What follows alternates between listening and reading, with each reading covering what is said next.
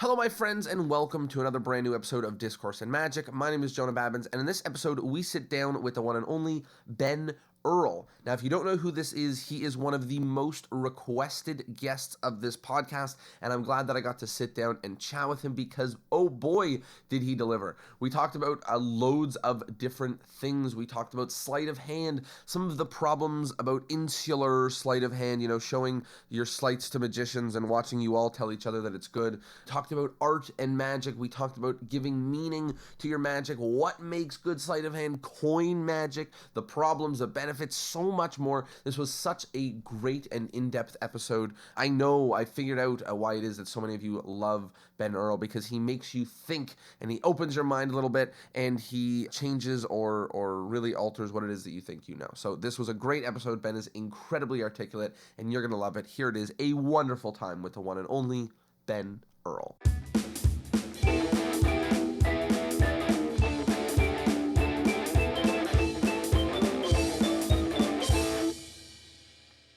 Hello, friends, and welcome to another episode of Discourse and Magic. My name is Jonah Babbins, and we are here with the one and only Ben Earl. Ben, how are you?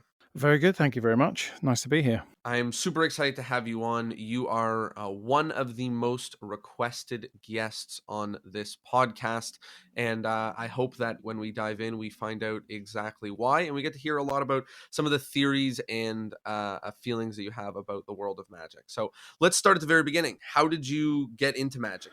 Oh gosh, yeah, it's a strange one, I suppose, for me with getting into magic, because it was a process which I think is probably unlike most. It was never a sense of the revenge of the nerd, or it wasn't trying to pick up girls, or it wasn't even out of a fascination with magic itself. Mine was an odd one where I discovered a book in a library on sleight of hand, which turned out to be Expert Card Technique by Hugard and Brow. And I saw it in this library, and I was only a youngster, and I assumed as a 12-year-old that sleight of hand was illegal. I don't know why. I don't know what that meant. It didn't feel like the type of thing you should be able to get a book on. I don't know.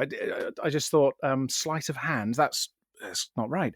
So I desperately wanted to read it, because I remember opening up and seeing all these things that you could do with cards, and it definitely looked like kind of nefarious stuff, these like fake things happening and things being moved, and it had processes and names, and there were names like Paul Rossini and John Scarni, these names which jumped off the page, Vernon Miller.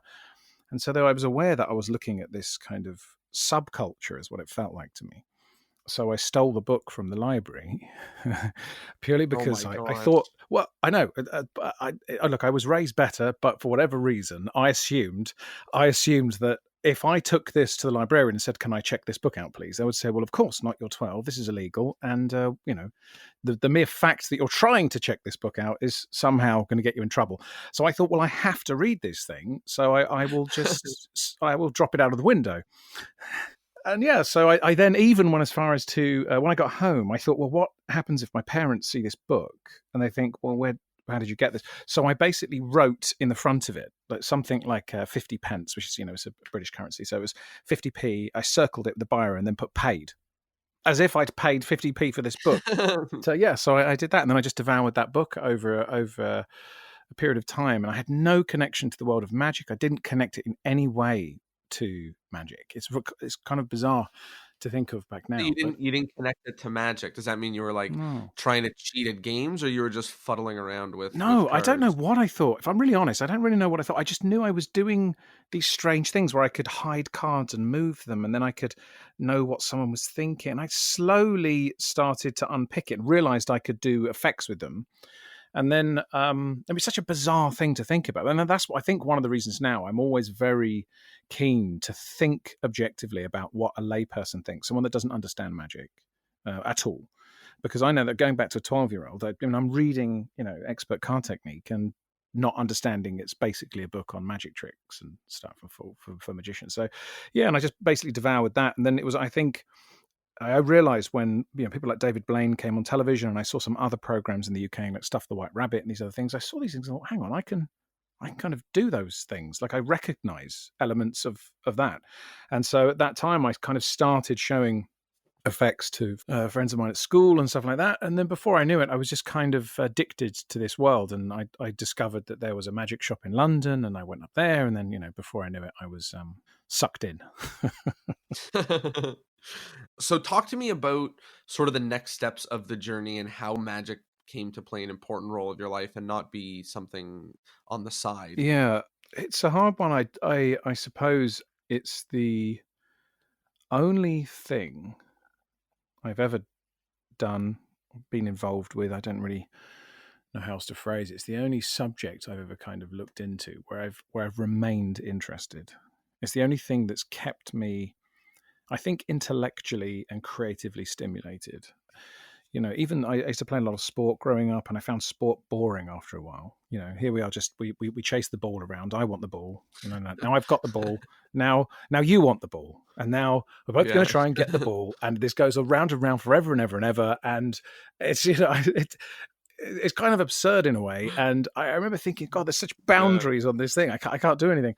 And I just started getting a bit intellectually bored with a lot of stuff. So I started studying psychology and all these other kind of bits and pieces. And it doesn't matter what I looked into, magic was this constant thing, which it represented a way to play. I think I knew that, I could take a card and make it appear or disappear, or a coin and make it appear or disappear. And I kind of almost intuitively understood that this was just a method for playing with bigger ideas. I think a lot of the time magicians think, oh, this is a card trick, this is a coin trick. I mean, yeah, okay, it is.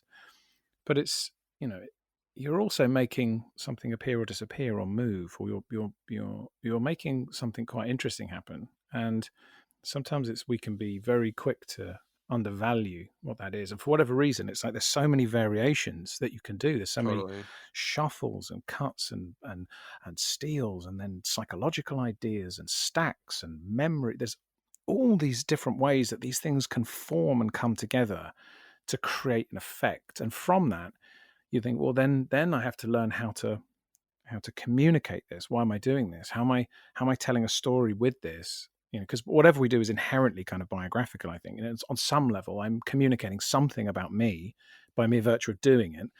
How do I connect this to other people? And there's something in that exchange that I always found deeply intellectually stimulating. I still do. That's why I'm still doing it.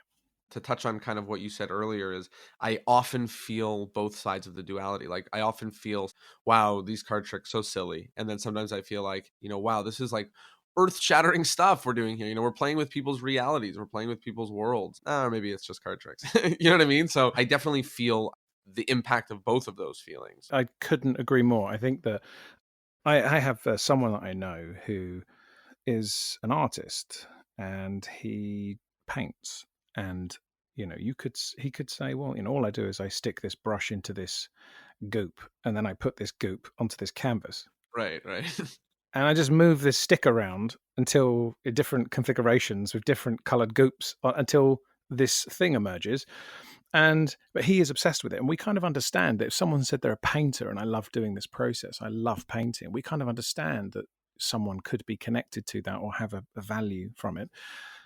But how's that any different, really, from playing with cards and coins and ropes and whatever it is? Or it's the same process. It's all as absurd as each other. It just depends how you connect to it. And I think that for me, I have the same duality. I sometimes look at it and go, this is just completely and utterly meaningless. But then, in a meaningless universe, everything is.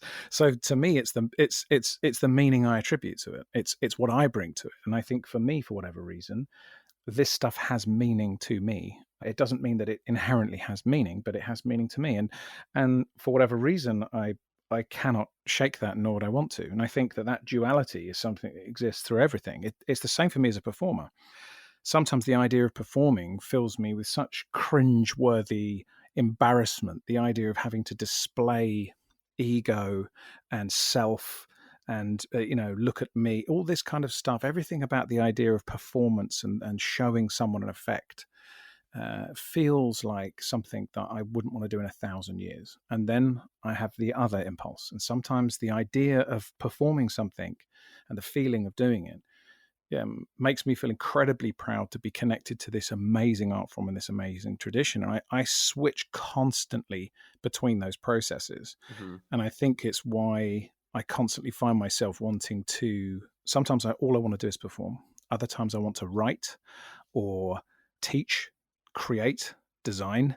There's so many elements towards, well, what magic is, that I no longer question it. I just accept the phase that I'm in, and I deal with it as part of the tapestry of the potential experience that magic can give you. That is a useful thing. That feeling of saying like, great, this is the medium in which I'm obsessed, and if that leads me to being a writer or a performer or a creator or a Mhm. fiddler or like whatever And we all like it, to fiddle. yeah, and let it just be the world that I like to play in. No, exactly that. And I think that there's a huge, not to go off on a mad one, but there's a couple of things. So I always imagine that if you have a film that's being made, you have so many roles. You have the director, you have the actors, you have the cinematographers, the sound guy. There's all these different. And then you don't not even getting close to the edit, and there's all these different things. And if someone says, "I just like doing the sound design," or "I just like acting," that's fine. No one expects the actor to also want to be the director, or the director wanting to be the actor. You can understand that everyone wants to do their separate jobs. Some people like to cross over, but it's absolutely valid as a pursuit in itself to pursue one of those things. As a magician, you kind of have to do everything simultaneously. You are all elements of that. You are the performer, the technician, the creator, the thinker that you're having to entertain whilst doing these things that no one can see. You have to think about so many different elements of it. And so I think some people like all of that. Some people like particular aspects of it. And some people switch between. And I think there's a lot of that, which is very valuable to kind of take on board. And I think as a result of that, a lot of magicians feel that duality and feel anxiety. Somehow they're not doing something right. I get asked this question all the time, as well as every magician probably does. Like, what, are you a magician? Are you this? Are you that? I honestly don't know what I am. And I'm going to say this now, and it's going to sound pretentious for a second, and then I'll unpack it, and it will sound less pretentious. But I think of myself as a magician and as a creative artist. All right, and I'll let me explain that. Whenever you start going near those terms of magicians, it immediately starts sounding pretentious. But it's the best I can do, because the only time I'm a magician, the only time, is when I show a magic effect to a quote unquote layman. Because the only place that magic exists is in the dimension of experience that they have. I don't actually have magic powers. I have none. So the only place that I become a magician is when I show them magic, and magic happens within them. And even then, just because they experience magic, it doesn't make me a magician. I'm only a magician to them.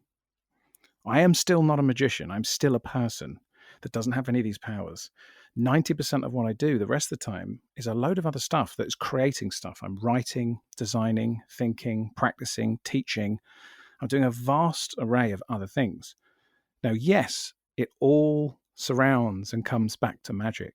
So if you had to give like a catch-all term to that stuff, you'd say, well, maybe you're a magician then. So it's kind of, I have this duality even within the word itself of I feel I am a magician and I feel I'm not a magician. But I'm definitely creating constantly within the world of magic ideas, images, pieces of psychology, movement, practice techniques. There's a huge amount of stuff which goes into the kind of creation of magic ideas and magic effects and performances that, like I said, sometimes I don't even want to perform them. Sometimes I do. I think there is this inherent constant sense of duality at the heart of being a magician, or whatever that means, that I think is very difficult to understand, but I don't care to understand it anymore.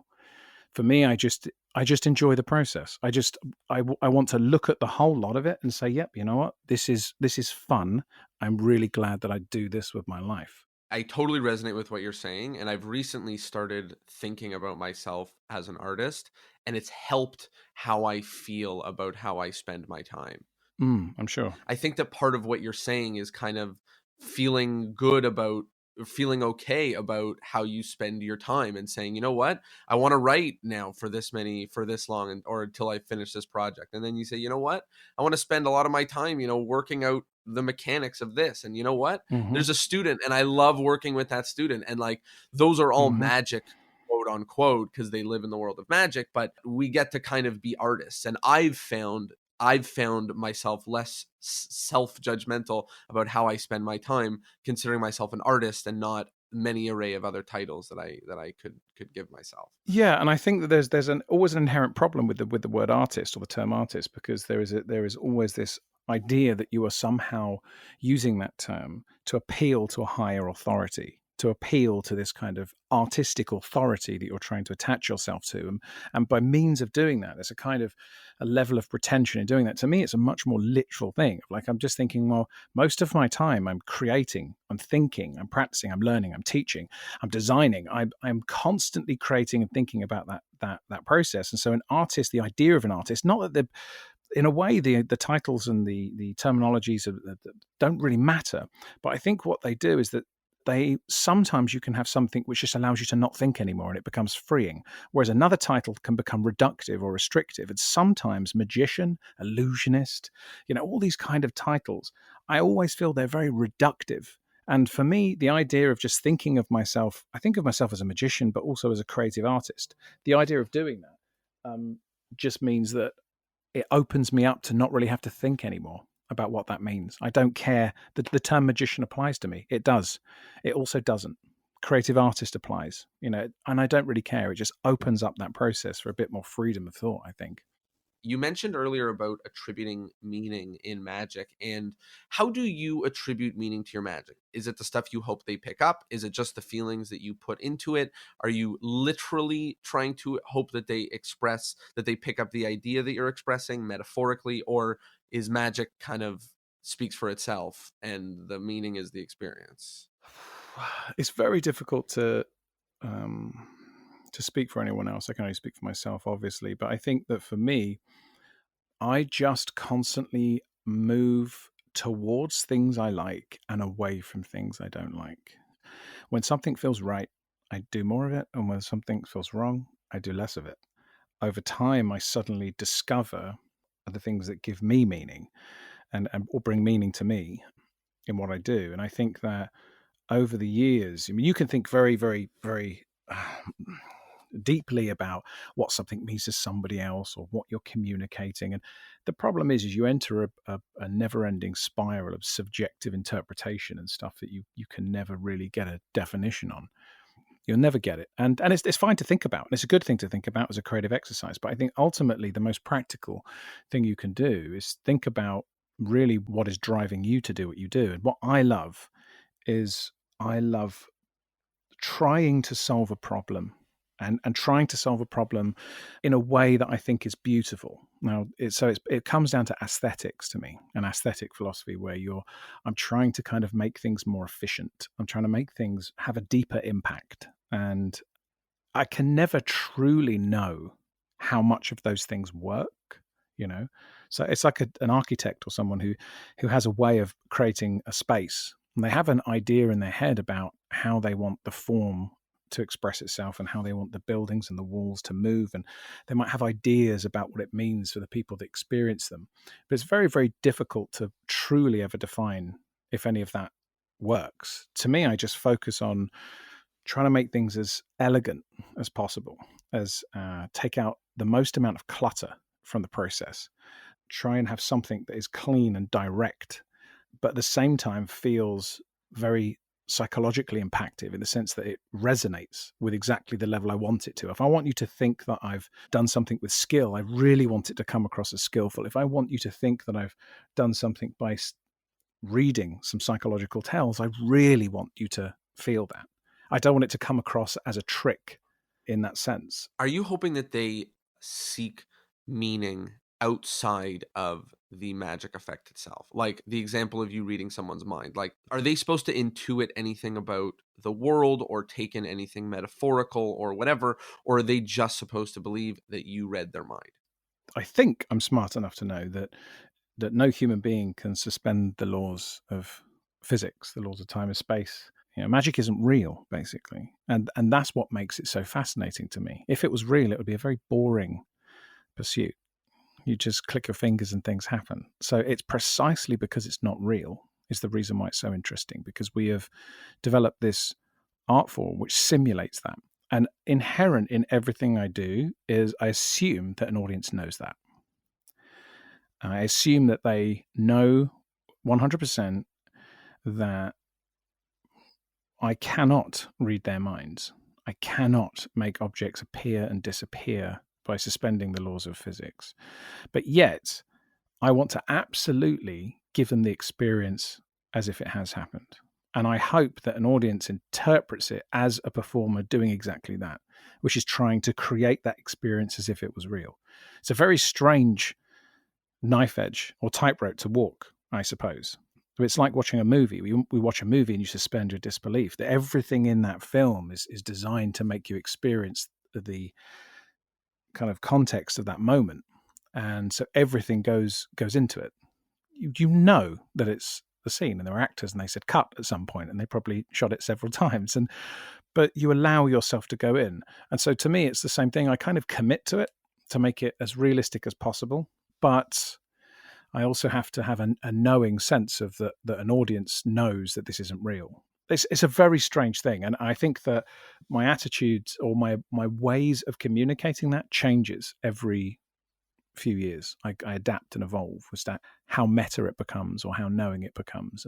It's very, very tricky, very, very tricky. To even explain what we think an audience member is thinking when we say that we're reading their mind is a Mm-hmm. complicated thing to express. Very. You know, you said something before we started recording, which I think is such a great like phrase to keep in mind, which is like magic is hard. Magic is really hard, you know, like not only is it hard to do, but it's hard to comprehend. So just to comprehend what we think they're feeling, what we want them to feel, what's a good thing to feel, what's a bad, like these are hard things to do. So it is challenging to define some of these things. Very. There's a lot to deal with. I mean, you're having to do a lot of technical things whilst apparently not doing them, hiding these things with an audience that is looking for them, kind of half knowing that you're doing them, but at the same time, you're trying to allow them to suspend the disbelief and react as if they didn't see these things. And then you've got to make it quote unquote entertaining, whatever that means. There's a lot to do, and it is very, very tricky. It's hard enough to just learn the technical aspects of magic, let alone how to do them effortlessly and then how to perform them and connect with them and then have your own artistic vision with it. It's a very, very difficult process. But to me, that is why I do it. If it was an easy thing, I don't think I'd find it remotely as interesting. I don't have all the answers. I never have done, and I hope I never do. To me, it's about being in process. And I think I'm just constantly in a state of process, and that is a good thing for me. I think that magicians are always looking to arrive. They're always looking to, if I just can get that trick, or I've got to. So, what's the answer to this? How should you think about using misdirection, or how?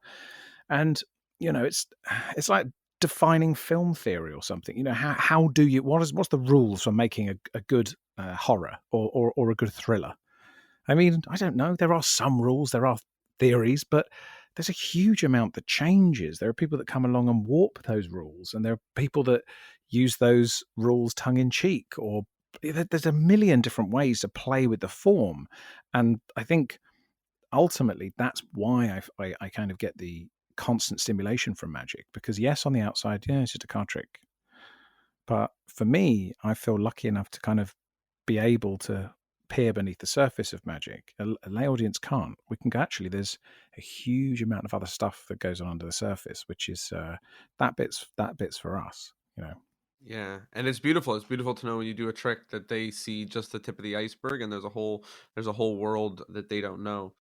I wanted to change gears a little bit and talk about sleight of hand. You've been regarded as one of the best or one of the most incredible modern sleight of hand artists. And I'm interested in diving into what it takes to be good at sleight of hand in modern times. Because there's a lot of Mm, conversations about where to learn, where not to learn. And obviously, everybody's journey is different. mm, But I'm just wondering, like, is the answer stick to the advice of, the last however many years, read the books that you've been told to read? Or is there maybe a better solution, or is there maybe some sort of updated answer of how to get great quick, or what's the best resources, or what's the most effective way to stand on the shoulders of giants? yes. Well, I mean, again, another deep question. I think that a very, very difficult thing to answer. But I think for me, the place to start from is to think about what sleight of hand is to you. And what I mean by that is, if I look at a lot of people that do sleight of hand or are regarded as good sleight of hand artists, often the ones that end up getting regarded as good sleight of hand artists are often the ones where you can see all of the sleights happening. And it's not that they're flashing, but you just know. Now, what does that mean? I mean, if you look at, there's a lot of stuff on Instagram where you're watching people just endlessly perform moves. The deception isn't there. You see someone put the card into the middle, they square up the deck, and it's on top. And now you knew it was going to go to the top. You just didn't see how. You know even that it's been finangled out of the back at a funny angle, or something that's happened around the side, or you know almost everything there is to know about exactly what happened, just not exactly the pivot point, right? Or the timing. And so there is an element in modern sleight of hand where the value of the psychology of it, the deceptiveness of it, has kind of gone. I mean, I see this a lot. I saw a number of years ago with someone that was performing a lecture, and they did I can't remember what it was. I think it was a diagonal palm shift or something. And I saw these two guys at the back of the room lean across, and one went, "Oh my gosh, did you see that? It was incredible, incredible. Yeah, you could do that?" He goes, "No, I can't do that." It was amazing. It was Right. amazing. I Right. then, right, and I was sitting there thinking, well, not that good. You both saw it from the back of the room. It's just the fact that this guy did the sequence. That's how I feel about so much of coin magic. That's why I struggle with it so much, and we'll Right. talk about coin magic in a minute, but I just to interject, Yeah. is it so many people going like, "Wow, you can't even see that he's got 6 coins in that hand." And I'm like, "What? What do you mean? Like, you just told me that you've got it. Of course you can see he's got." I mean, right? Like, Right. It's become like a meta form of juggling. It's like a strange meta form of juggling where it's like a game that happens between the magicians, 2 and so magicians. yeah, and it's a very strange. And again, to continue with this example, these two people were sitting there, and something else happened with not with this performer. It was someone that came on afterwards, another lecture, and they totally missed this thing that had happened. And when it was explained in the lecture, they both kind of went, "Oh, I see. Yeah, I missed that. Yeah, did you miss it? Yeah, I missed it too." As if, as if, as if they just kind of somehow didn't see it. Like, "Oh, I couldn't have been paying Right. attention." And I was sitting there thinking, no, the reason you missed it was by design. Was that That's the individual point. did something truly quite brilliant. It was that the way in which they choreographed what they did, the timing, the execution, the justification of what happened, and all was so brilliant that you didn't even know that there was something to miss when you watched it. That was a stunning piece of sleight of hand. Yet this other person that you'd seen not more than an hour or so before, you believe executed incredible sleight of hand, yet you saw it happen live and you even knew what it was. Like, to Right. me, there's a real strange disconnect that I see constantly with that. And it's like this level of kind of technical masturbation that happens, where everyone knows what's happening. So to me, I think you have to start from the position of what is sleight of hand to you? What do you want it to be? To me, I want somebody to, sometimes I do a skillful routine and I want someone to know it's skillful, like ace cutting things and stuff like that. I'm communicating that skill with it, but that's a choice. There are other times where I'm doing something with a palm or a pass where I don't even want them to smell that it happened. No idea whatsoever. And so to me, there's that true value on the deceptiveness of sleight of hand. And I think that there's a real problem in the modern world with people that learn sleight of hand online, because by learning it online, you're being conditioned to watch and view sleight of hand in and of itself as these performance pieces of moves. The And means and the end. exactly. And it's very strange to unpick and unpack how that is affecting the current generation or people trying to learn sleight of hand. I just start from the position of thinking very, very simply is that all of the sleight of hand that is happening should not be happening if you had magic powers, let's say. So I start from the position of thinking, well, the control shouldn't exist. The palm shouldn't exist. Any of those things, it should just look like nothing. So I have to kind of make sure that at all times I'm not performing the control, trying to make it look clean. The more I make it look clean, the more I'm communicating that something is happening. It just has to be clean. It's a very strange thing, but I think everyone kind of, unless I can try and over time find better terms to be able to separate what that is, it's almost like ego flashing. It's almost, that's what it is. It's like this idea to kind of, when people are performing moves now, they kind of want you to know that the move is happening, even though it's strange. I guess I don't really know. How do you think it kind of plays itself out when magicians are performing for lay people? In short, I don't know. I think that one of the major problems is that magicians often are in their heads when they are performing these sequences. They're aware that they're doing them. I think the reason I can speak a little bit more knowledge, with a bit more knowledge about it, for me, is that I feel that I've been that person. Luckily, before there was any video evidence, so which I'm thankful for. But I feel like I've been that person. I feel like I can connect with the sensation. There is something really, it's almost like a fetish practicing sleight of hand. The feeling of the movements of these things in their hands, the idea of them twisting and moving and spinning through your fingers, these multiple shifting pivot points. When sleight of hand is good, it feels good. There's something about the movement. It's smooth, it's slick. There's a fluidity to it that is addictive. It becomes meditative.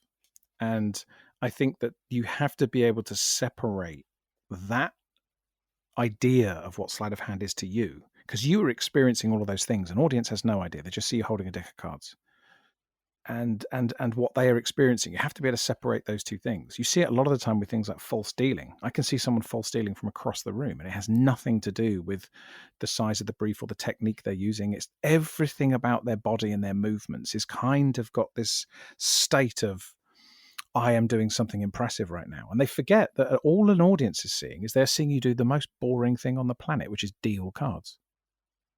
It's one of the most boring things you can do, just dealing cards into a table. I know that there is some different ways to look at that, because if someone's doing an intentional gambling demonstration, but even then, the idea of being able to try and do things truly deceptively, to truly make someone not smell what's happening, is a very, very tricky thing. And I think that we've not even got close to understanding the potential heights or the different layers or ways of viewing that that can be done. In 100 years' time, we might be a lot closer, to understanding how the different ways to separate this kind of performance of sleight of hand, this almost like connected to meta juggling version of doing moves, versus the deceptive way of doing it with magic. But there is definitely a separation between them.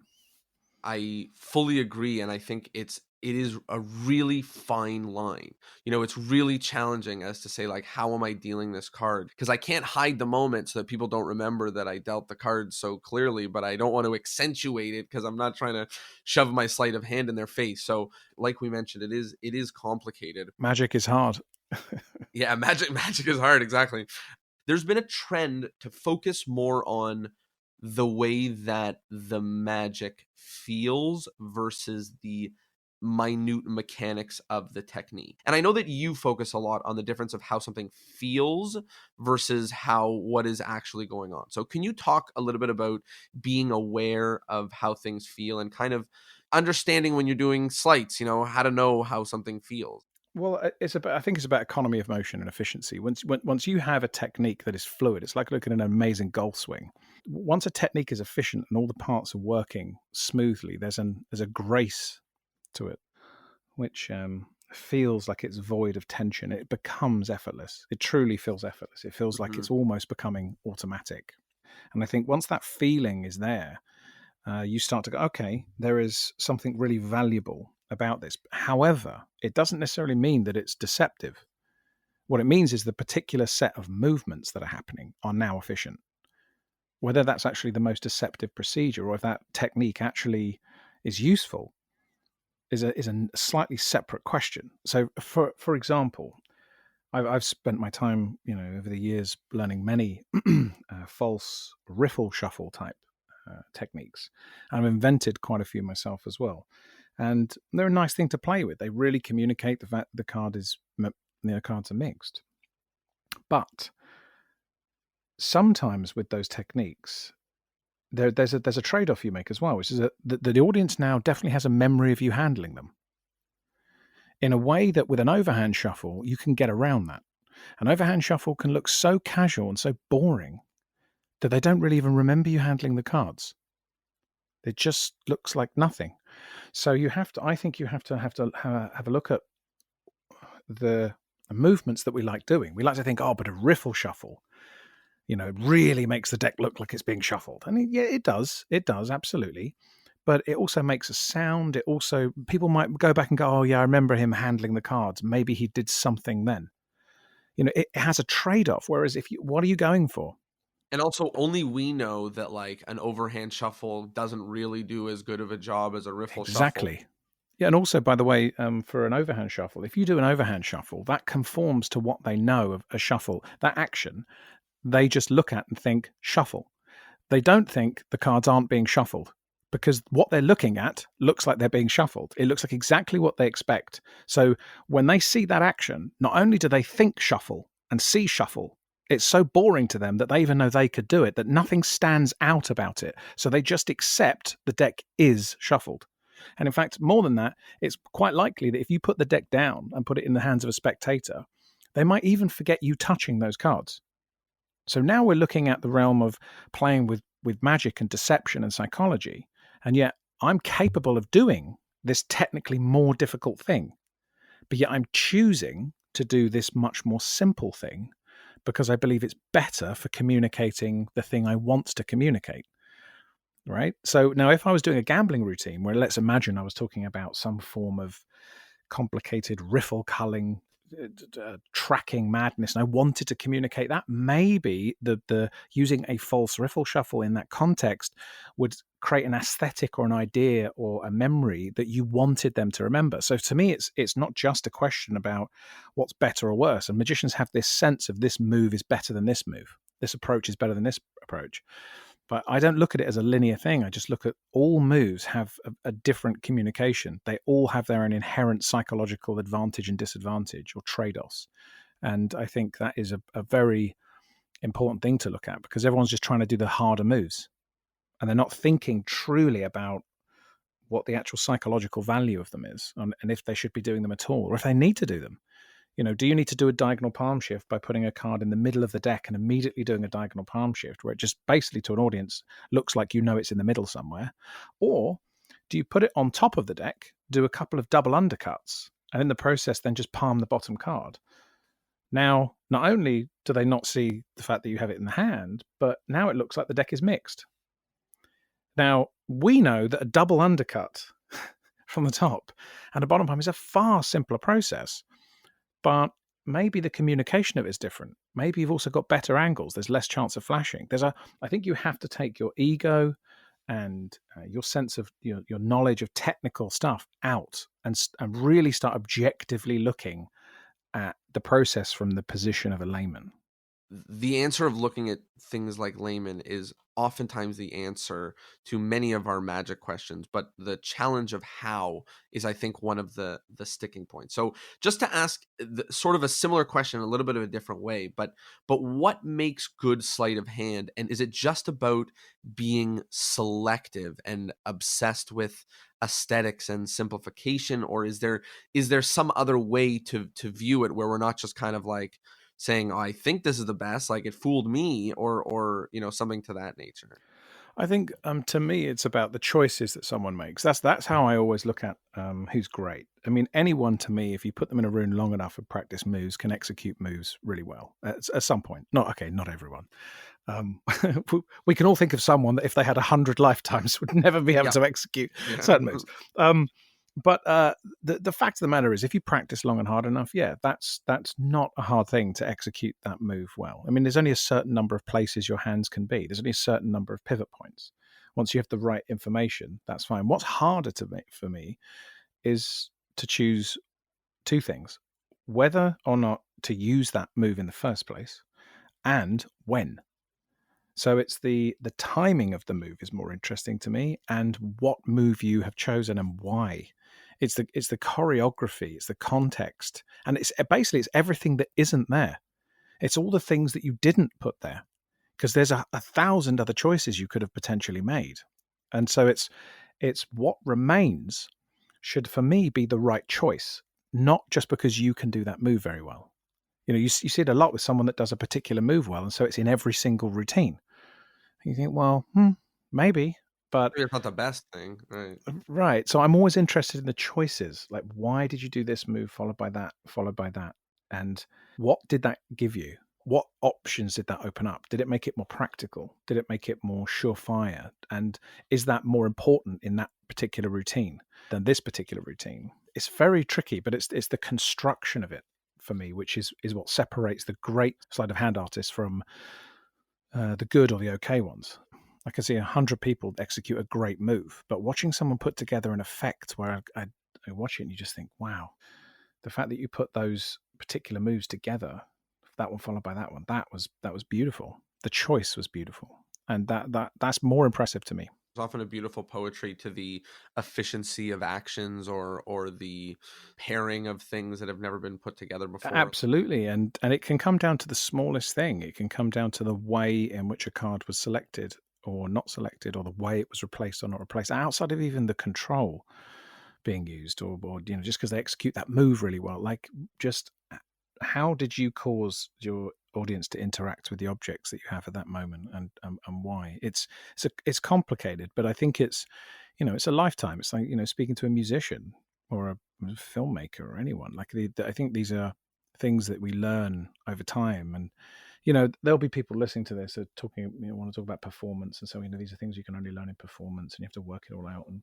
yeah, that's also another dimension, but there's also something that has to happen behind the scenes. There's the thinking through of the process, and that is a beautiful thing. Not knowing the answers is beautiful. Having to discover them or find them is great. And I get particularly excited when I feel that I've been wrong about something. Like when I feel certain about a specific sequence, and I suddenly one day think, nope, I'm completely wrong. I need to. So I had that with almost all riffle shuffle work that I would do in the hands. I could do all these different types of riffle shuffles, and almost overnight, I just switched almost everything to overhand shuffle because I just felt, well, it just feels better. Every time I do this, people just accept 100% that the deck is completely and utterly thoroughly mixed. Whenever I'm doing riffle shuffle stuff, there's a different communication here. And so I had to kind of eject this riffle shuffle stuff, which I could do very well, and it was a large investment of time and technique, but had to give way to this softer stuff.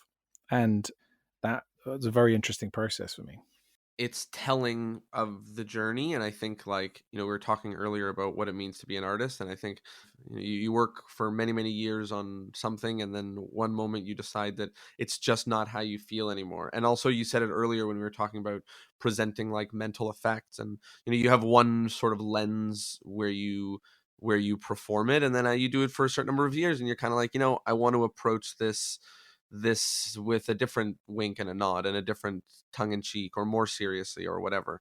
And it's part of the game we play, of trying to understand how they understand what we do. Yeah, definitely, for sure. I wanted to talk about the Coin Magic project that you released, the real Coin Magic. And it was very exciting to me because a lot of it felt like simple feeling effects, which is great. The things in coin magic that I'm obsessed with is like one coin tricks, 2 coin transition tricks, like simple things that are not only easy to comprehend, but probably not terribly complicated to pull off. And I think that they're simple to understand for the performer, for the audience, and I think that comes to a lot of the reasons why I struggle with loving coin magic. And I think that your project kind of addresses a lot of that. So can you talk a little bit about coin magic and its your sort of gear towards simplicity of effect? I have exactly the same feelings when it comes to coin magic. I spent a lot of time playing with all different kinds of convoluted magic routines when I was young. I did them all, and they were all fun to play with. And I think the thing that I've learned over the years is to listen to an audience. And when I was younger, I remember performing all these different routines, card and coin routines that were complicated. And they would always say, "Oh, no, that's great, but that first one you did, or that last one you did," and it was normally like the most simple thing that they would connect to. this other stuff was this like magic for magicians. Now, when I was younger, I used to think to myself, you don't know. you, you unsophisticated layman, you don't know.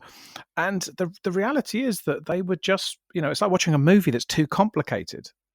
It's you get lost. And I think a lot of magic is like that. We deeply understand the language and the structure of an effect. We understand we're putting these over here and we've got this here. And they're going to travel from here to, or whatever it is.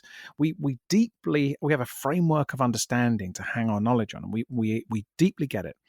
But an audience doesn't. And I'm not saying that therefore you should cater for an audience, but I think it's like anything, like music or film. You don't just create this mess. There are rules to narrative, there are rules to melody and harmony. You can warp and play with them, but you have to have something for someone to hang on to. And I think that coin magic often suffers very badly with this stuff, because ultimately the problem with coin magic is, when you stop moving, it's in the other hand, right? That's the problem. So you got to keep moving.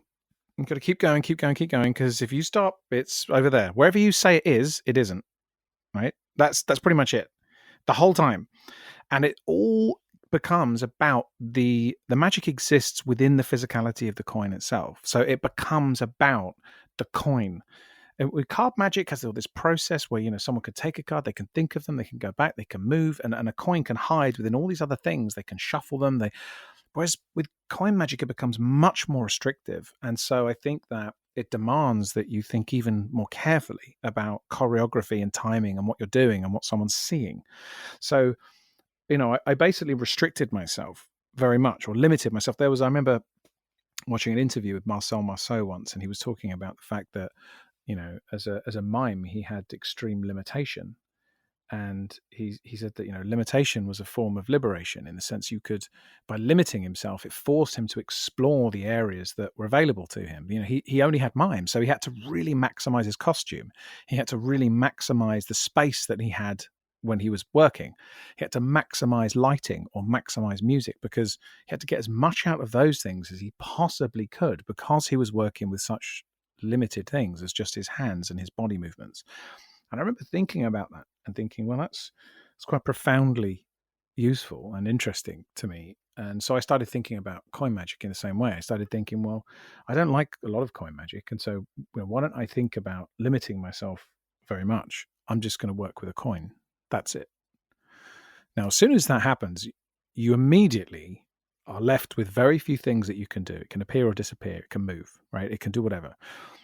But it becomes very, very difficult. So I spent a long time thinking, right, I will just make a coin bend. And I worked for a long time on a way to make a coin bend in someone's hand that would really give them that experience of it bending. It's a routine of mine called skin. And I love it. I still love it. I then thought, well, what about, trying to make it move from one hand to the other? Just making it appear or disappear. How can I stack or layer multiple other subtleties, moments, pieces of choreography, whatever it is, to make this slightly bigger? How can I use space in a different way? And to me, it was about the creative exercise of doing that. Now, someone could say, yes, but it's still over quickly and I've got to do 10 minutes. And you go, well, okay, those are your concerns. Those, for me, it was about going, can I make a coin moving from one hand to the other feel like a coin moves from one hand to the other? And can I make that moment powerful? How can I make that moment in itself resonate? And to me, that way of approaching it made me suddenly, I don't really think of it as coin magic, if I'm really honest. To me, it just happens to use a coin. So as a result, if I do something, I have an effect of mine called primary movement, where a coin goes in my left closed fist and I have my right hand open. And then I very slowly just reverse those actions and the coin goes across. When I do that for someone, I feel that everything I'm communicating, I'm trying to communicate essentially that this could be done with something else.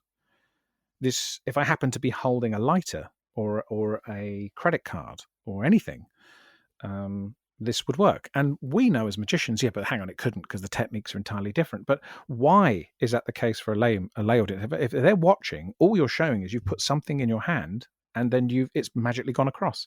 They don't understand that a lot of the techniques involved in that are, inextricably linked to the emotions and size of the coin.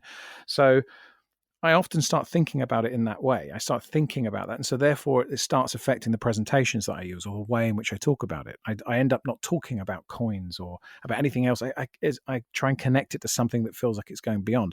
And that process to me is a very rewarding process. It's like a creative act of creating something. And then if another performer can get something from that, they might use it in itself. They might use it as part of a sequence. All the ideas behind it might help them or inspire them to kind of add those ideas into other stuff that they do. But whatever it is, that way of thinking about coin magic is what I like. As soon as it involves 3, 4, 5 coins, I just switch off mentally. It doesn't matter how clean it is, how beautiful it looks. Just everything starts shutting down. Even more so if it uses a wand and a little piece of cork and a tube that no one understands. I mean, I don't want to knock anyone that does the cylinder and coins, but I think it's one of the most bonkers coin routines I've ever seen in my life. And I every time I see it, I just look at it and go, this is just an insane thing that I wouldn't want to inflict on any audience ever. But that's just me. I'm sure there are people out there that can make the thing work, and in their minds it's connected to this history of Ramsey and these stories. But to me, I just look at it and go, yeah, but it just looks like this cluttered, overcomplicated, confusing mess that I don't want to be a part of. Yeah, very hard for someone to maybe be able to retell it, explain, connect to it, understand it. Yeah, exactly. Any of it. It's madness. I definitely resonate with what you're saying with coin magic, and also it feels like it's like you're saying, it's you kind of removing the coin part of it. So it's magic with objects, and you kind of just think like if you told someone you could do magic with an object out in front of them, like what would you do? They would move, it would it would disappear, it would change, it would I don't know if you'd ever get to certain routines that involve multiple coins doing multiple different strange things that we often have them doing. It becomes confusing. And I think also the other thing is that I often think when I'm watching coin magic, again, it looks like sleight of hand. And what I mean by that is that everything about the hand movements, how the hands are moving in space, how the fingers open, everything about that is telling an audience, look, I am doing something very, very tricky. And as a result, that is the kind of communication that comes across more than anything else. And they just kind of accept this, he's doing something clever with his hands. And it kind of makes the shutters go down. Whereas what I try to do with almost all of my sleight of hand, I don't always succeed, but I try to make the physical movement of my hand and my motions look very commonplace. That doesn't mean sloppy, but I just want them to look very normal. I don't want to open my hand with that gesture that we all know, or move my fingers in this way. And I see that very much in coin magic, especially multiple phase coin magic. It all has this strange aesthetic, which I don't quite connect with. I wanted to talk a little bit more about practice, because it seems like a lot of the answers to the questions are how you view it and how you work on it and how you grow. So what kind of advice do you have for a magician who is looking to practice and maybe trying to, it's easy to practice the move 100 times or 1,000 times. It's very challenging to practice something which is inherently like a living thing, which I think performing a trick for human beings is. So what kind of a wisdom do you have for practicing performing? Straight out of the gate, you don't have to perform magic. Right? I get that. Right? You don't have to perform it. Some people just like doing magic for magic's sake, and they like practicing moves. But to me, inherently, whatever it is we're practicing, whether or not we are going to perform them or not, we understand what this move is supposed to look like. And when we're doing that, we're understanding it in the context of another person watching. So whether or not you do end up performing it or not, we still are trying to simulate this kind of deceptive idea inherent at that, within that sleight. So how we practice has a phenomenal effect on how we perform or how we move when we perform. And I suppose what I see a lot of is when I see magicians performing, they have this, they're often looking at their own hands, they're hunched over, they are kind of staring at the effect themselves, watching it happen. And there's this, it's all coming from the way they practice. If you sit down at a table and you practice with your elbows on the table, looking into a mirror constantly, you're going to have that same physicality manifest itself in performance. And when you can't, because you need to operate and perform, your skill level will drop, because your brain is going to have to compensate by dealing with this extra influence, this extra amount of information, this social information that you're having to negotiate. And as a result of that, it has to compensate by dropping your skill level a bit. I see it all the time with magicians who perform, and when they do this, oh man, I can nail this when I'm at home. I can really, I get this every single time. And I'm like, yeah, but then who cares? Because, that's like saying to a basketballer, Steph Curry or someone, well, not Steph Curry, he's pretty goddamn good, but someone that can nail 3-pointers in the gym, but can't do it on game day. Game day is when it matters. You have to be able to do it with a defender in your face. Only one that matters. Yeah. Exactly. If you can't do it with a defender in your face, dealing with adrenaline, and when the shot clock's running down, there's no point. And so I feel that this is a very similar thing with practice, which is that if you practice sitting down in a quiet environment, perfect conditions, everything's nice and quiet, and you're not even thinking about performing or talking, you're just watching your own hands execute this move. You're performing it in this very strange, isolated context. And so, David Williamson, I think he said this, he said it to me, but he's also said this, out there, that he used to practice doing the top change with stuffed animals, and he would talk to the stuffed animals as if they were real as he was doing the top change. He would say, like, tiger, you hold on to this, stop looking at giraffe in that way, I know you're hungry, no, you coming closer. And there's real genius and wisdom in that, in the sense that what you're doing is you are managing the move in the context of having to manage a psychological, social environment.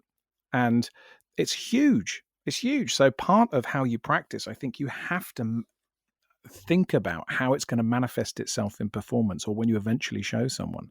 So the techniques that you use are going to be very important. So, I mean, I have something I'll get onto another point, but I've been using some very strange techniques for, magicians think they're strange, but I don't, for ever since I got into magic, which is that I came through sport. I did a lot of sport growing up, and so I had to use a lot of training methods that use restriction and overload as a way to force development.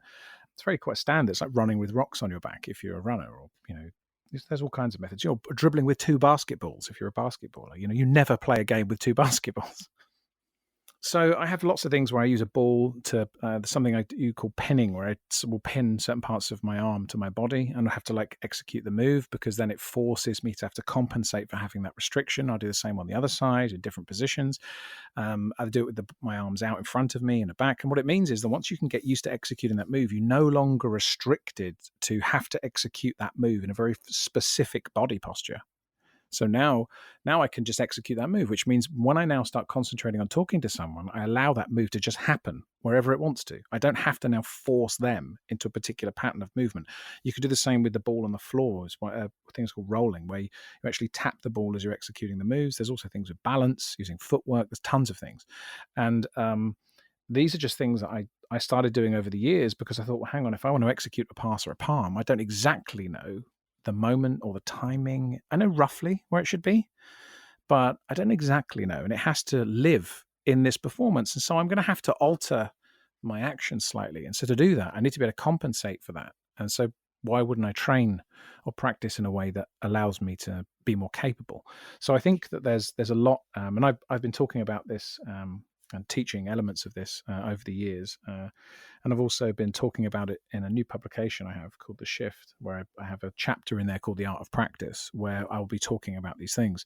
But for me, it's about trying to stimulate magicians to think about how you practice will have a tremendous effect on how you end up executing that move in the real world, or how you end up executing it deceptively, where your head is. Where if you spend all of your time looking down at your hands when you execute this move, you're conditioning a huge amount within your neck and your head and your shoulders to look down at your hands when you do this move. Suddenly, when you perform, you have to try and look up. It all feels a bit clunky. It's kind of quite obvious, but yet it seems to me, I've been looking for years. I've never heard anyone talk about anything like this. It just, you're expected to be taught the stuff and then somehow just practice it and get better at it. Or some people say you can only learn in performance. But yeah, I don't agree with that either. I think I know brilliant magicians who are brilliant because they are performing all the time. But then I also know bad magicians that are performing all the time. Performance doesn't seem to be the separating factor. I think it comes down to, it is definitely a part of it, but it also comes down to your mind, how you think, how you approach structure and practice, and how you're learning from performances, what you consider a problem and what you don't, how you're trying to be more deceptive. There's a lot of stuff that goes into it. Performance will teach you a lot. It will. But also there's a huge amount that will help you in performance or showing someone effect if you just alter the way in which you learn and practice those things in the first place. One of the things I'm really interested in is just the blind effort, which is if you make sure that you're like, oh, okay, I can kind of do the move. Now I'm ready to go. It will be an entirely different beast than if you say, not only was I able to do the move, but I practiced doing it, whatever you come up with, whether it's good or bad. You say, I tried waking myself up at 4 o'clock in the morning and doing it 10 times, or I did it 500 times before bed, or I tried to do it while hanging upside down. Like, even if none of those things are valuable, like at the very least, the effort is definitely going to translate, even more so if you have practice techniques that are actually valuable, maybe doing it while you're talking or whatever other things. But I think just the effort of working a little bit more and thinking a little bit broader than just like the mechanic has obviously a big impact. Absolutely. And what's also interesting? That have fun with it. I mean, it sounds like it's hard work, right? I have a lot of magicians go, oh God, you go, but come on, if you don't like practicing, what's the point? Like, what's the point? It's fun. I love the fact that I have a squash ball in my pocket, and then I've got a whole range of interesting practice techniques. So one of the things I do, I like doing through airport security, is I practice certain moves by rolling the ball. I have to get it out of my pocket, pin one of my arms, execute a move, whatever that move may be, or the thing I'm working on, and then I have to transition the ball to my other hand and put it into my pocket. And I imagine doing it the whole time and nobody can see the ball. In my head, as I go through airport security, I think if someone, in my mind, I'm trying to smuggle that ball through airport security. And it's just a squash ball. So luckily it doesn't go off and it's all fine. And I'm doing it while I'm walking, I'm holding it in this hand, then I'll transfer it. And it's fun. And I have loads of kind of weird things like that I like doing. But, ultimately, all these different things will translate to performance in some way. They will have an effect. And I see this a lot online where you see someone doing a move.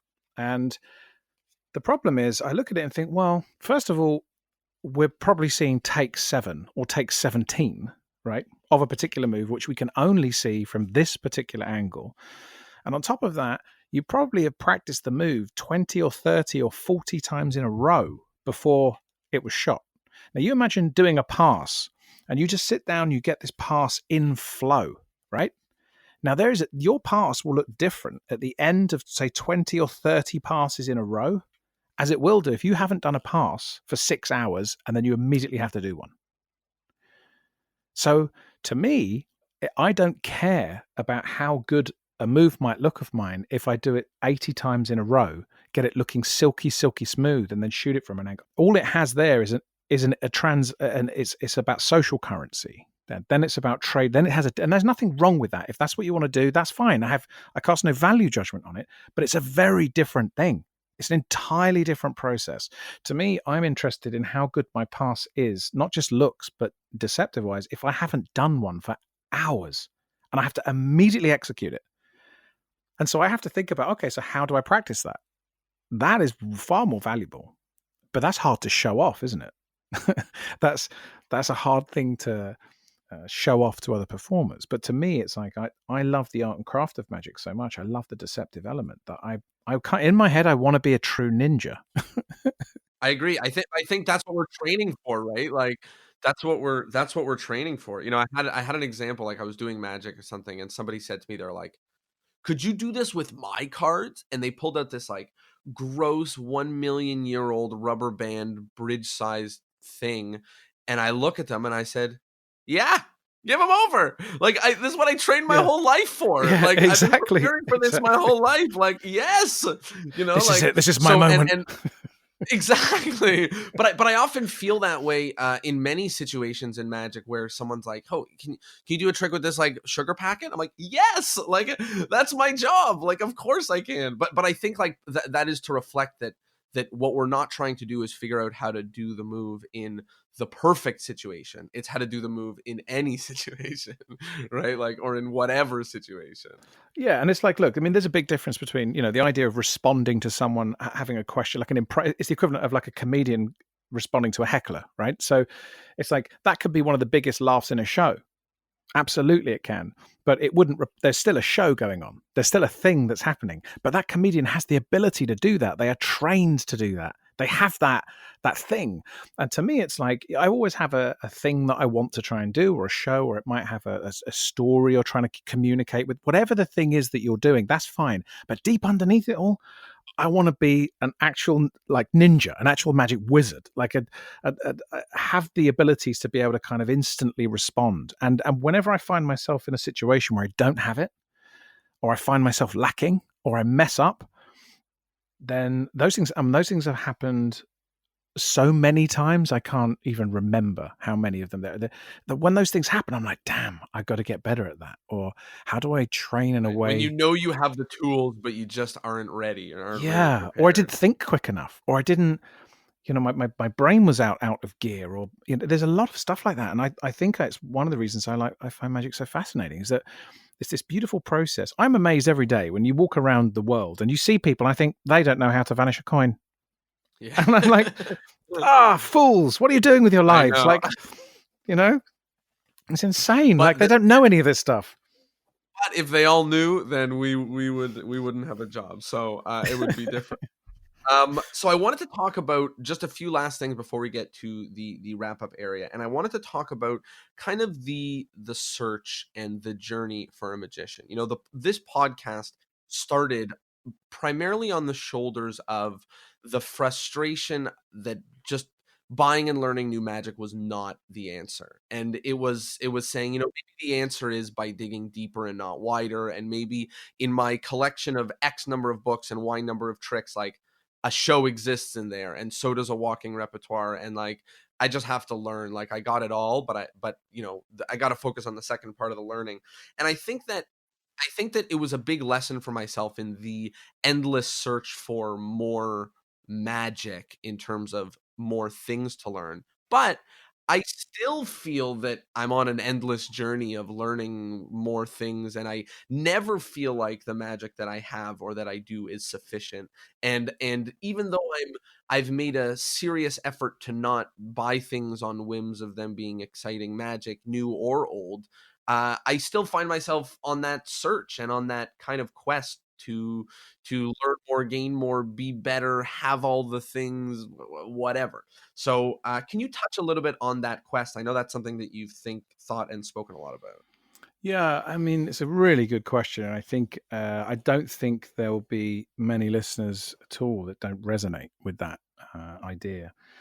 For me, uh, I mean, the thing is this, is that I can't do all the moves, right? I can't do all the tricks. I have massive holes in my magic game, as it were. But instead of spending my life trying to cover those up, patch over them as if they don't exist, I look at them and embrace them as just part of who I am, and I don't really care. Everyone has them. And instead of just being insecure about it, you have to go, look, it's part and parcel of who you are. Look, think of an actor, or a musician, or a filmmaker. I always use as references, but they can't do everything. They just can't. There might be a couple of freaks among us, but on the whole, there's always going to be a hole, and that's fine. That's absolutely fine. You're never going to fill it. The goal to me is just to kind of realize that there isn't a perfect way to do something. There isn't.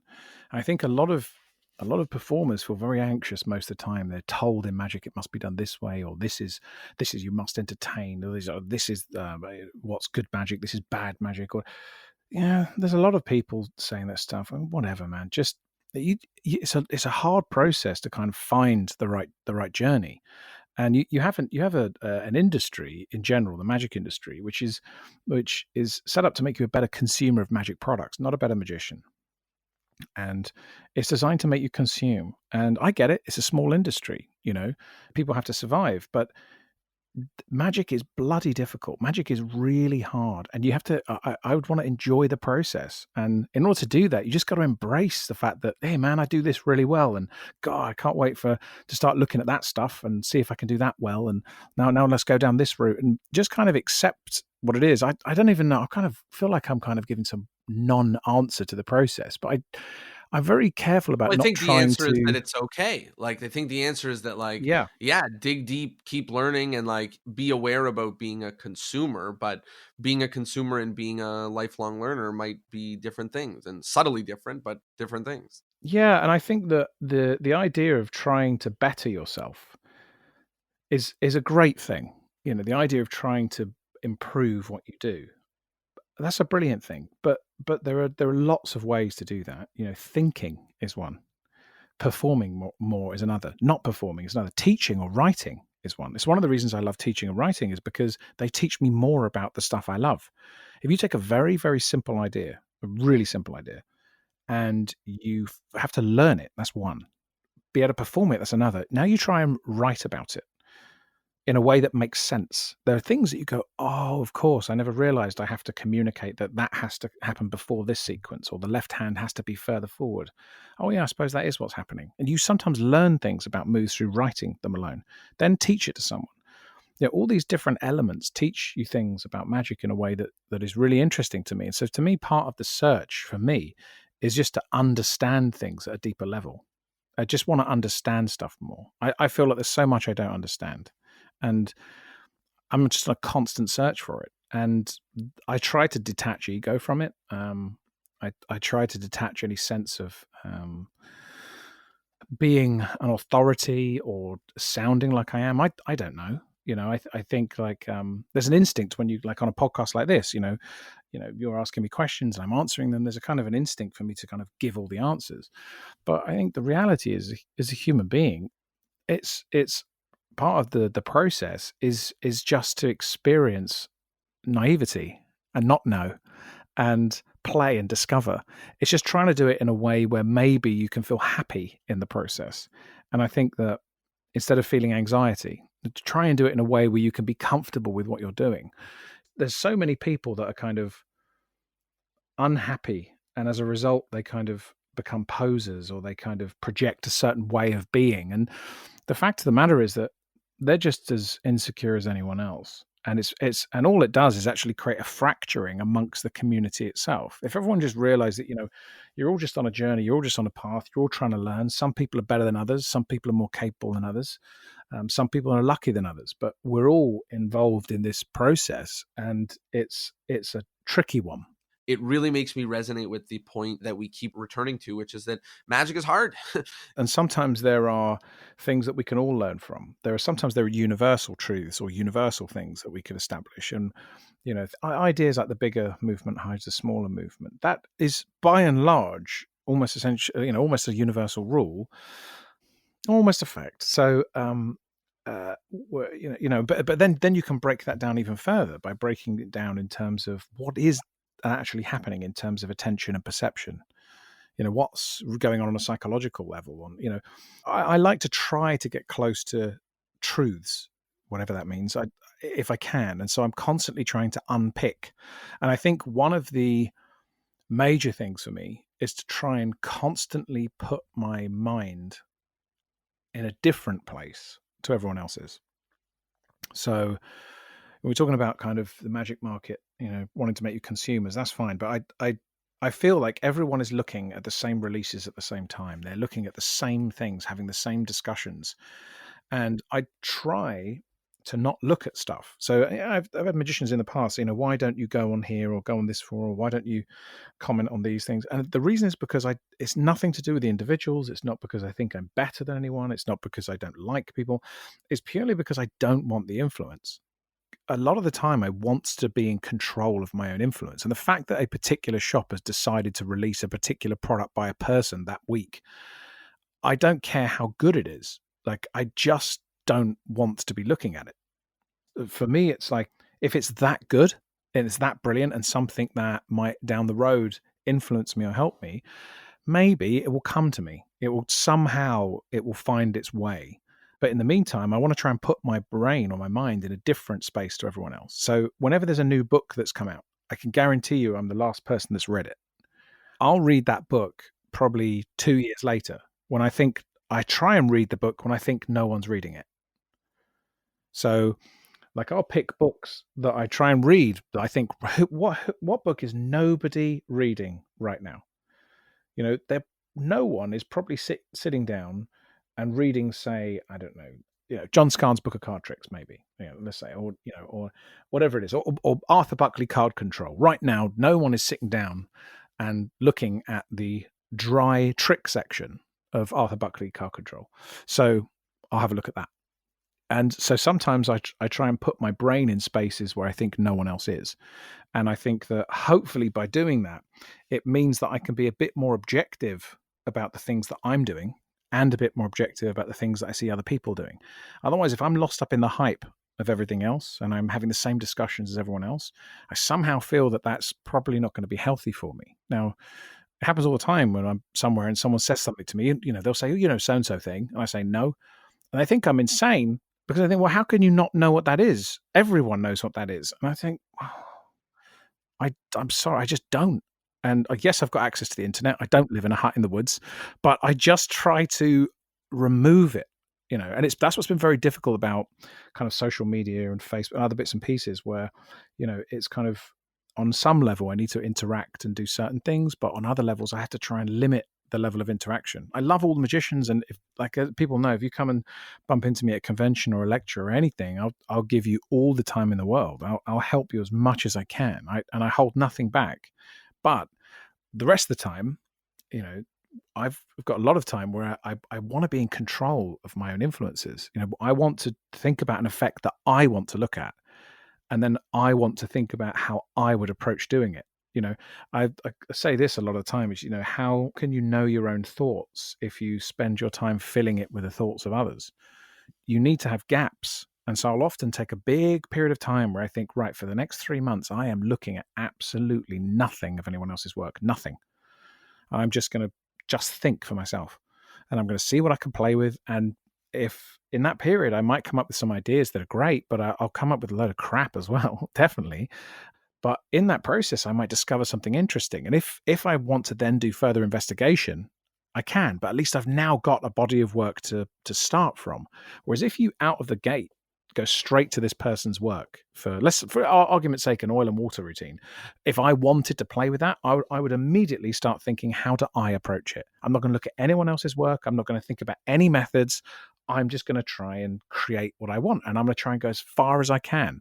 Not for a day, but for weeks and weeks and weeks. And I'll see how far I get. And then only when I feel I've exhausted everything, I might then look at some other resource, maybe. But until then, I need to discover my own thoughts. And I need to discover what I think and how I would approach it. And sometimes it's good. Sometimes it's rubbish. And there are many people that have had, I've come up with things that I think are good, and then I'll read something in 1956, or I'll look at someone and I'll go, oh my God, that's so much better than what I did. Like, oh my God, it's so much better. And that's a great experience as well, because then I see what where the shortcomings were in my thought process. For anybody who's trying to really seriously develop and work on magic, both of those things play a role. Obviously, the research phase is really important, and also the creativity phase and using what you know. And some people often reverse the order. They do all the research first, and then they go to town with what they know. And I kind of like you saying, I want to exhaust what I know. And even if I come up with something and there's something better, which is something that happens all the time, or also, you come up with something completely brilliant and someone came up with it 50 years ago. Like, that's not a loss. That's a win. It means that, the gears were turning in the right way, and you have something great, and it resonates with you because it's the way that you would do it. And also that can give you a real sense of confidence where you come up with something and you go, oh, wow, this is the same method that this quote unquote great came up with. And you can go, oh my God, that can make you feel fantastic. And then another time you can come up with a method and everyone on the planet has come up with a better method than you have. And you sit there and think, oh God, why am I approaching this in such an idiotic way? Why am I not using this? And you will learn something so profound, I think, about sometimes the trends of your own thinking. the habits of your own thinking, the methods you tend to move towards. And you start seeing in what area of magic they become a real advantage and where they become a disadvantage. And for me, it's about a journey of kind of trying to understand magic and myself much deeper, and just going deeper and deeper with everything I possibly can. That's fantastic, and it's a great way to view magic. Talk to me about the new book, The Shift. What is it about? What is it a shift in, and where can people find it? Yeah, The Shift is basically a magic book that I've always wanted to write. It's really me connecting to the kind of tradition of magic book publication. It's a labor of love.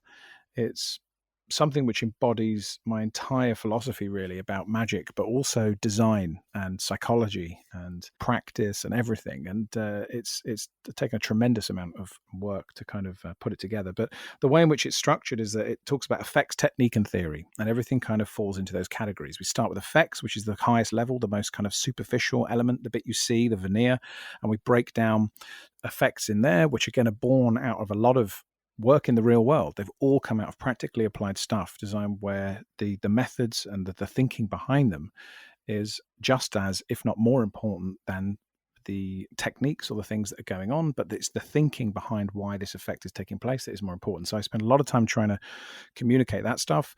The methods, again, very, very practical, very clean, very efficient. And then we moved into techniques, and techniques is the middle section of the book. It's just the layer down, which is all the stuff that helps you actually achieve some of the effects. And in that, again, we break down the effects in the same way. And then we go into theory, and theory is the section that deals with, all the stuff that everything else sits on. But I want it to be practically applied theory that works, that you can immediately take and use. So we talk about practice methods, we talk about influence and deception. I worked with UK military and government for a while doing influence and deception work, and I made some friends in that area. And one of those guys, who is an academic, who's one of the world's leading experts on influence and deception, contributes a regular essay article to the book where we break down the relationship between magic and deception, and how they differ and what they are. And that's very interesting. So all of this stuff I want to kind of really help magic and magicians. It's my goal. It's not just about me trying to put some moves in a book. It's about me really trying to, for me, do something a bit more meaningful and contribute in some meaningful way towards the kind of tradition of magic. And the actual design of the book is also very interesting, because I wanted the design to echo those same ideas about going deeper into the process and unpicking the stuff underneath. So we start with effects, technique, and theory, but those things, the actual layout of them changes. So as you move down through the book, the layout shifts further down the page. The color gradient gets darker. The font that was used was specifically chosen to echo classical and modern traditions. The design on the outside of the cover is designed to be that kind of veneer that you see on the outside of a performer, and inside is all the kind of technical stuff. The packaging we use is like designed to kind of inspire a bit of kind of suspense and anticipation before you actually open, so it becomes like a magic effect. There's an unbelievable amount of time and effort, of which 90% of it won't be picked up on by anyone, but they will feel. So there's another thing we've done in there, which is that the photographs change. So instead of it all being shot in one studio with one deck in one way, you see the decks of cards, for example, change color and design. They alternate red, blue, as they go through in different environments. So it means that each time you start a new chapter or a new effect, your visual palette can refresh. So you can start again with a new set of images. Just stuff like that, which is, again, you know what? Some people might not care. Some people might just go, I just want to buy a book and learn some tricks, of which there are plenty in there for you. But to me, it's, again, a labor of love about creating, writing, and bringing something into the world which has got kind of relevance and meaning to me. And that is really the kind of, like I was touching on earlier on, it's about me connecting to that process, and that's what the shift is. Mm-hmm. Even just that process of what you're just saying touches on a lot of the things that we were talking about, which is that even if they only see the tip of the iceberg, but there's so much underneath that gives us the joy and the fulfillment of knowing that we're doing what we're doing, then that's great. And I love the way you said, like, maybe no one will pick up on all these fine details, but those are part of the things that are exciting for you. Yeah, and I think also the final thing, the name, The Shift itself, is there to kind of represent a shift in thinking, which is even if it's not for other people, it certainly is for me. And there's an element where how I want to think about this process and communicate ideas. I think I want to do stuff in a slightly different way. And the shift represents the tip of the iceberg of that process, but it's definitely something I'm extremely proud of. Where can people find their copy of The Shift? So you should be able to find that in any of your local magic shops. We've specifically done it so they're available all over the world. Also, you can come direct to us at studio52magic.com, where we have a little bit extra. We kind of give people a few extra bits and pieces, but I think we specifically wanted it so it was available to everyone. So yeah, if you search for The Shift online, you should be able to find it, no problem. We are nearing the end of the episode, and we have a few wrap-up questions that we ask each guest. So the first of the wrap-up questions is the endless chain. So in order to keep the podcast going on for eternity, each guest is asked to recommend another guest that we absolutely must have on the show, with the caveat being that you have to be able to put us in contact. So who must we have on the show? Who would be great to talk magic theory? Okay, what about Kenna? Chris Kenna? Beautiful. That's fantastic. The next question is about modern magic, which I know we've touched on a little bit, but what is something in the world of modern magic that you really enjoy that's going on right now, and something in the world of magic that you don't really enjoy? Well, I suppose it's the same thing, which is it's the level of access. I think that one of the most beautiful things. In fact, let me start off with the problem with it. When I started magic, it was you had to go to a shop, you had to read a book, you had to travel for like 100 miles, defeat a dragon, just in order to find the right book and the right page and learn the thing. And when you did, it probably wasn't right. But in that process, there was a real beautiful thing about having to create and think and learn and use your imagination, and really had to work hard. And through that, I think you learn a lot of stuff. So the fact that now in the modern world, there's so much access, you kind of lose aspects of that. You really do. You lose the fact that right now you can instantly find what you want. And it takes away a lot of that value and search and the rite of passage that goes into learning. However, it's also one of the things that is beautiful about it. It's one of the reasons that technical skill has shot up in terms of the levels over the last 10 years. It's the reasons that magicians can get connected all over the world. We have more access. So I think that the general kind of level of access and connectivity that we all have is simultaneously one of our greatest and our worst things. I think that over time we might learn how to manage it for us a bit better in a way that helps us more. The last part is the take-home point. So people have been listening to us talk about magic for over an hour now, lots of different areas and places in the world of magic. If people are going to think back to this episode and maybe remember one thing or take one thing home for their magic, what would you like that thing to be? More than anything else, I suppose it would be to try and take joy in what you do. Whatever it is. It sounds like a very simple thing, but it's not. You learn or try to find a way to really, truly take joy in what you do. Love it. There's a lot of things to kind of feel anxious over and nervous or insecure about, right? And I think that, for me, the greatest thing over the last kind of 20 years really has been learning how to truly just think, what, I love this particular thing, and I don't really care what anyone else has to say about it, because they don't connect to this in the same way that I do. This has got meaning to me. And I think finding how to take joy in what you do is kind of the goal. And I think it all comes back down to what you said at the beginning about I'm a magician, I'm an artist, and that means I explore in many different areas of it, and that's great, and I love that, and I love that view of our journey through the world of magic.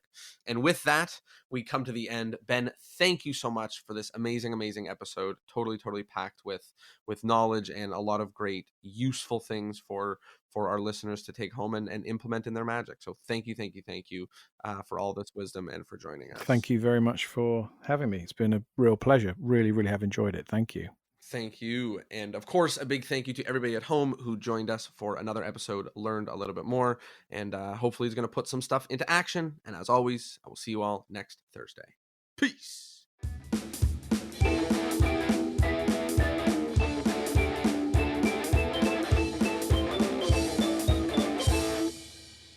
Well, there you have it. I hope you liked the episode, and I hope, of course, that you learned something. Take a moment and ask yourself, what did I learn? What stuck out for me? What was my take-home point? And if you have a favorite thing that you think is worth sharing, please share it. Spread the word. Tell a friend. That's the only way people know about this podcast.